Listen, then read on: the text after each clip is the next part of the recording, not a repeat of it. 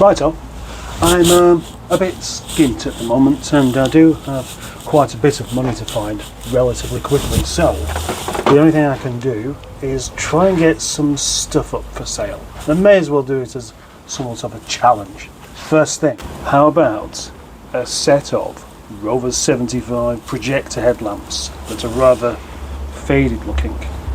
In this condition, 20 quid, or cleaned up, 50.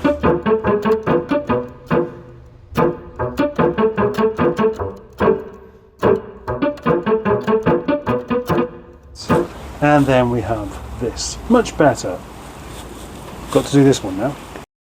Better look alright from this distance though. Uploaded to Marketplace, £50. Next.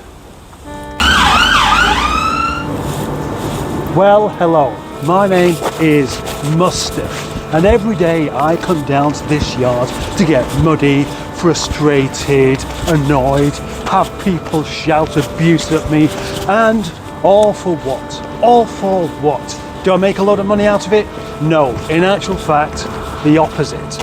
I deal and dabble in Rover cars for the love of the car, not to make myself a fortune, which is why I am skint, because I put my love of these cars above the love of my family. And with this, I surround myself with cars and car parts. Car parts that often don't even have anywhere that safe to stay. In here, my lower lockup, a place where it is muddy and disorganised. And the mud just keeps coming in. The water washes it down the slope, and then it just comes into the lockup and makes itself at home. What can I do about that? Well, you're going to tell me, well, you need some drainage put in. Yeah, okay, I do. I need some drainage putting in before it comes down here. But the trouble is with that, it's another expense when I'm already behind on everything else I need to be paying. During the big tidy up last week, I offered out loads of car parts for nothing. Bumpers, bonnets, doors for nothing. Other things can be bought at a small cost, and that was just simply to make space. But actually I need to make money as well, so wouldn't it be great if I could make space whilst making money at the same time? Well, the time has come for another departure from the yard, and that departure is Auntie Sophie. The only trouble is, nobody wants it. Look at the thing, 16 foot of lovely Rover barginess in Nightfire red. It's a classic car. It's got so much going for it. It's just that it doesn't work. I just can't keep it any longer. I haven't got the space, I haven't got the time, I haven't got the inclination, and it's just a bit of a disaster area, isn't it? Rover disaster area. They certainly haven't really done me any favours. All this time I've been trying to do something to help these cars out, and it doesn't really pay. It doesn't pay at all, in fact.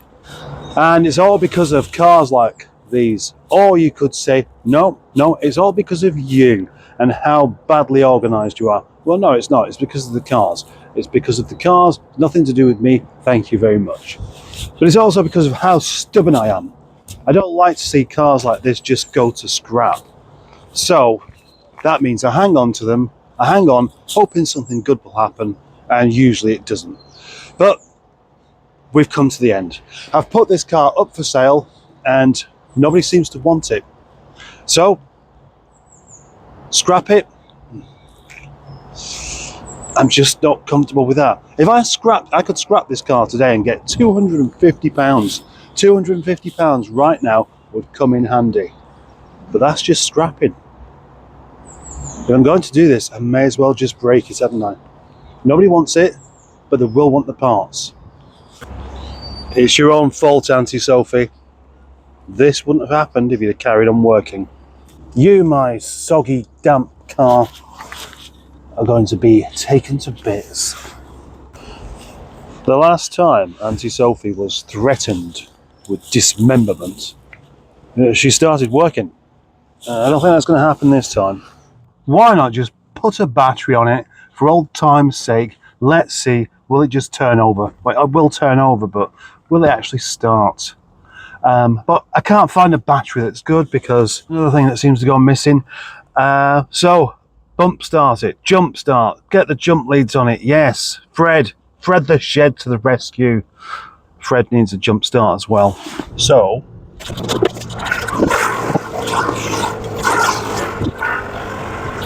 silly I know, but there we go. I have a battery for the moment, Auntie Sophie. And typically it repays me by opening the rear window, which I didn't ask for. If by some bizarre freak thing going on, this car now starts, I shall put it away. It is not going to, but... Oh. That battery's not even good enough. Balls. This is just... Yeah, what I really need now is all of the windows to be open, thank you. Well, Auntie Sophie, jump leads on, battery on, electrics going all over the place, and it appears that you have fully committed to being dead. One last go with a bit of brake cleaner. Nope. No, thank you. Oh, almost. Oh. Whoa! Well, Auntie Sophie almost went again then, didn't she?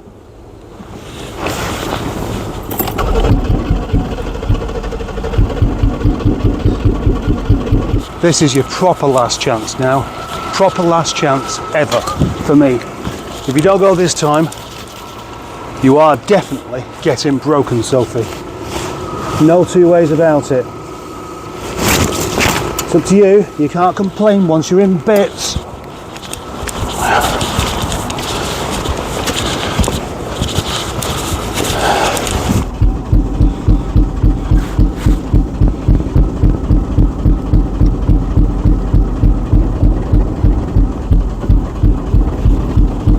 Come on.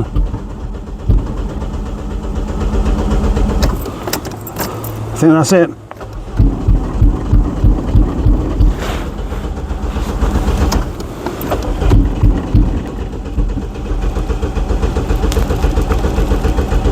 Yeah, it's pointless. Right.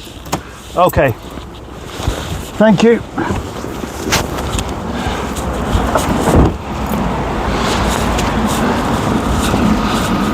Thank you for your gratitude, your lack of service, space taken up in the yard constantly. We are now finished. That's it. Over. Glass. Rover glass. Somebody, do you want some glass? Well, somebody wants to buy Auntie Sophie's wings already. Told you. Now we know this engine is actually good. When it runs, it sounds nice. And look, the scuttle panel there is perfectly okay. Scrape the moss off and it's not rusty.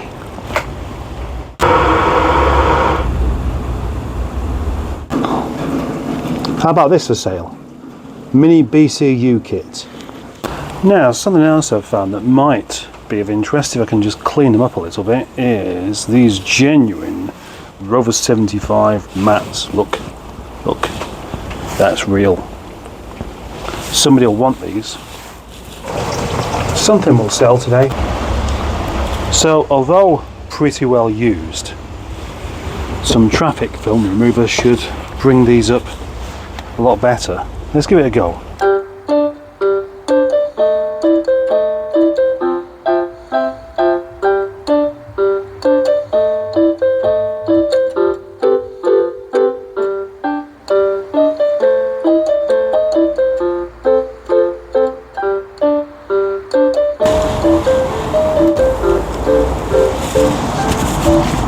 Well, it's working out a bit better with a bit of perseverance here. Got my rent paid.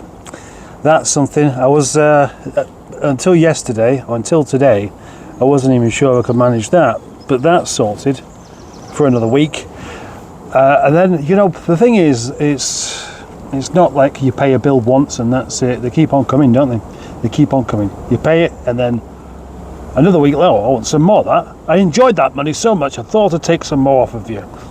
Not complaining, rent isn't free. It can't be.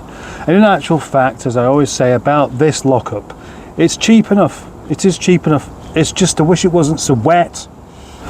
Quite a few bits up for sale. In fact, I don't estimate it. I've worked it out at £315 worth of parts at the prices I've put them up for. If only they'd all sell today. But a couple of things are going to sell that I haven't listed, which is interesting. The wings off of the Rover 800 and the scuttle panel, both have been requested.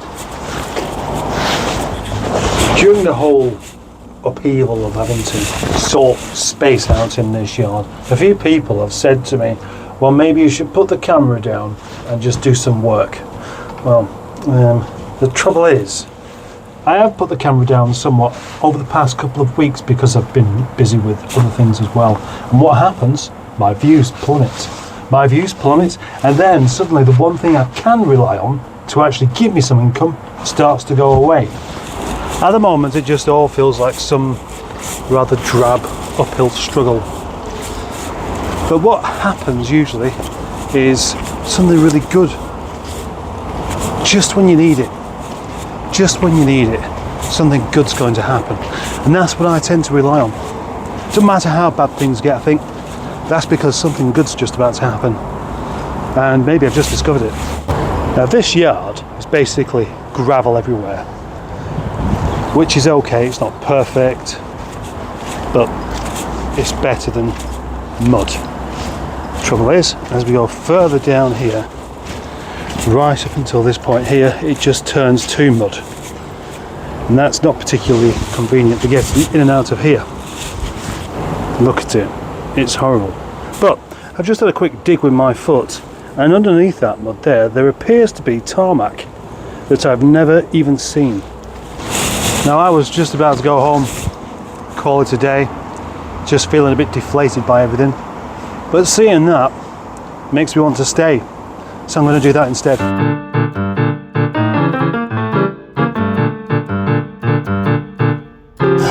Well, that's tiring, dirty, and after only 20 minutes I've had enough of it.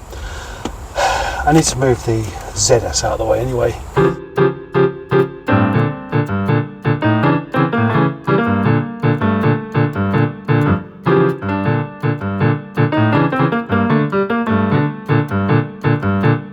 And then suddenly it was 5 o'clock. And although it still looks horrendous down here, it's quite a long way from where it was before. There are a variety of plastic buckets to remove and things, and a few bits of litter that's scattered about everywhere, but not too bad. That's made that space a lot easier to use now, so I'm quite pleased with that. Let's carry on finding things to be pleased with. Over the next week I'm going to do the other side where these cars are hiding the mess, but it is still parts that I don't necessarily want to just get rid of, but it is taking up quite a bit of outdoor space. So I have to decide, what do I want here? Parts or cars? By doing lots of moving stuff around and compressing things together, etc., I'm starting to find more space with the same amounts of cars, and I've just got to decide.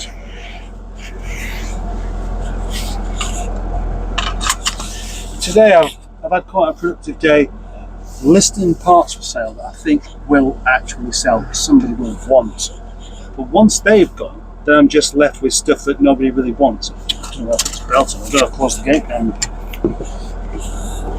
hate upon me for deciding that the only option for that Rover 800 is to take it apart. But with selling it complete, no interest. Almost no interest. The only kind of interest I have had has been, I'd love to buy it, but I can't because I haven't got room. Well, I mean, I understand that, Because we all feel like that about things, don't we? It's a bit like saying, "Oh, I'd love to buy that house, but I haven't got any money." So it's kind of academic whether somebody else wants it or not. If they can't buy it and they're not going to do, something's got to happen. And at some point, if I can't sell it, I've got to scrap it. And if I've got to scrap it, I may as well break it. And then suddenly people do want things. Because there are a shortage of parts for that car. So, I don't know what you'll think of this video, I don't know how long it is, and I have a whole bunch of people that are very supportive towards the project module course.